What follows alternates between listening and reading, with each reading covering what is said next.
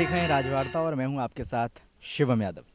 हम लगातार महर्षि वैदिक परिसर से आपको तमाम सारी चीज़ें बता रहे हैं, दिखा रहे हैं और इसी कड़ी में आज हम ये जानने की कोशिश कर रहे हैं आखिर जो यज्ञ मंडप जो बनाया जाता है उसमें किन किन चीज़ों का ध्यान रखा जाता है और कौन कौन सी ऐसी चीज़ें होती हैं जो शायद हम और आप नहीं समझते हैं, लेकिन उनका भी अपना एक अलग महत्व होता है। और यही सारी चीज़ें बताने के लिए हमारे साथ हैं यहाँ पर सोम प्रसाद पोखरेल जी, जो कि यहाँ पर यज्ञाचार्य हैं। सोम प्रसाद जी, हम ये जानना चाहते हैं कि जैसे यज्ञ मंडप को जो निर्मित किया गया है, इसमें मैं तमाम सारी चीज़ें देख पा रहा हूँ। यहाँ पर बांसों का भी इस्तेमाल किया गया है और जो ये ध्वजाएं भी लगाई गई हैं, तो इनका क्या अपना महत्व है? इनका महत्व सब अलग अलग प्रकार होता है। कहीं की विष्णु जी का होता है, किसी के शंकर जी का होता है, कहीं राम जी का होता है। तो अलग अलग प्रकार के काष्ठ आते हैं, उन्हीं काष्ठों द्वारा निर्मित किया जाता है। यज्ञ कुंड जो है आप देख रहे हैं, यज्ञशाला, ये पंचकुंडीय, नवकुंडीय और होता है 108 कुंडीय। अलग अलग कुंड की अलग हिसाब से यज्ञशाला तैयारी की जाती है। ये जो यज्ञ मंडप ये बनाया ये गया है, ये इसके अभी हमने नाप नहीं किया है, तो आपको ये नहीं बता सकता हूँ, है ना। तो ये एक ही कुंडी है, एक कुंडी है, ये विष्णु महायज्ञ है। और इसमें देखिए ये दक्षिणी हिसाब से यहाँ किया गया है और उन्हें अपने परंपरा के हिसाब से कर रहे हैं। यहाँ डेली वैदिक मंत्रों द्वारा ही प्रयोग किया जाता है। मंत्र जितने उच्चारण किए जाते हैं वो वैदिक के होते हैं, यहाँ पौराणिक श्लोकों द्वारा नहीं होता है। होता है शाम को पुराण का पाठ, जी परंपरा है, पुराण का पाठ करते हैं। बटुक हमारे जो लेके आए हैं ये लोग अपना जाप करते हैं, है ना। जी।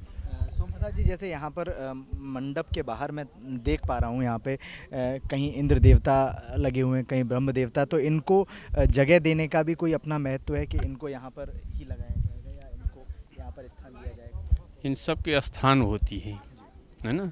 यह 16 स्तंभ कहा जाता है।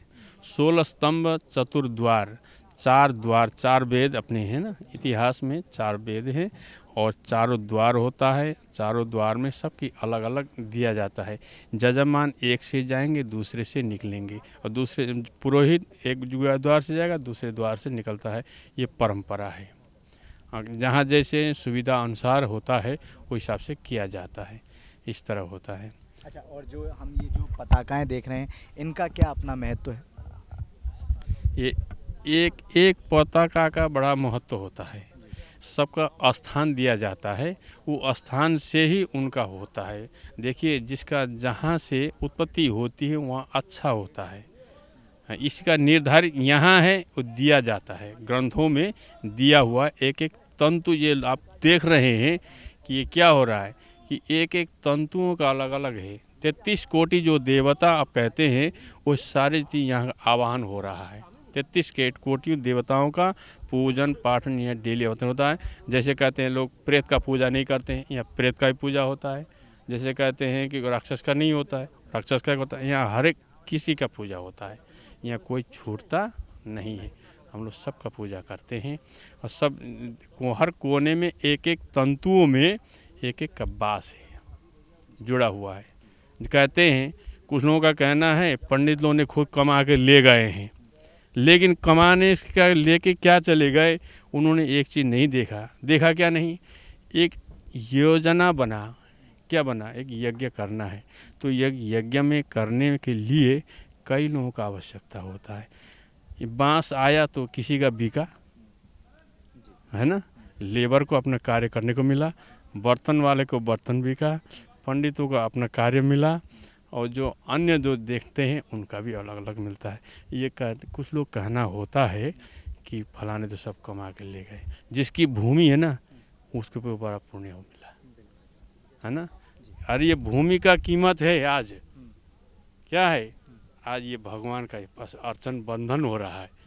क्यों, एक जगह आपने स्वीपर वो बनाया है, टॉयलेट बनाया है ना, क्या था, एक पत्थर, है ना, बराबर रखते हैं, पूजा करते हैं, उसका क्या निर्माण करते हैं। बिल्कुल। तो यहाँ पर जो भी चीज़ें घटित होती हैं उनके अपने गूढ़ मायने, और जैसा कि सोम प्रसाद जी ने बताया कि जो यज्ञ मंडप जो निर्मित किया जाता है उसमें हर एक पताका का और हर एक चीज़ का अपना एक महत्व होता है। ये सारी चीज़ें आप तक हम लगातार पहुंचा रहे हैं, लेकिन मैं आप सभी से ये अनुरोध करता हूं कि आप इस राजवार्ता चैनल को ज़रूर सब्सक्राइब करें। अगर आपको ये वीडियो पसंद आया हो तो लाइक करें और शेयर करें। धन्यवाद।